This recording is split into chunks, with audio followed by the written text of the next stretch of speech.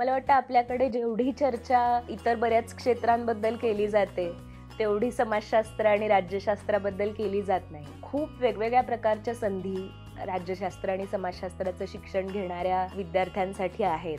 बरेच विद्यार्थी आपल्याला असं दिसतं की राज्यशास्त्र किंवा समाजशास्त्राचं शिक्षण घेतल्यानंतर कायद्याचं शिक्षण घेतात किंवा पत्रकारितेचं शिक्षण घेतात. वेगवेगळ्या प्रकारच्या सामाजिक कामांमध्ये ते सहभागी होतात. मग आता हे सामाजिक काम जे आहे ते सरकारबरोबर केलं जातं किंवा नागरी समाजाचा भाग म्हणून सुद्धा केलं जातं, सिव्हिल सोसायटीचा भाग म्हणून. यामध्ये मग वेगवेगळे कायदे कसे तयार होतात, त्या कायद्यांची अंमलबजावणी कशी होते, ह्यावर सुद्धा काम करणारे बरेच लोक असतात. आपल्या देशातला प्रत्येक कायदा जो आहे, म्हणजे अगदी अन्न सुरक्षा कायदा असेल किंवा मनरेगा असेल, हे कायदे सुद्धा कुठेतरी सामाजिक शास्त्र शिकणाऱ्या, त्याचं संशोधन करणाऱ्या माणसांच्या विचारातून आलेले आहे. एका मोठ्या प्रमाणातल्या लोकसंख्येवर प्रभाव टाकू शकणारी अशी ताकद ही सामाजिक शास्त्रांच्या अभ्यासामध्ये आहे.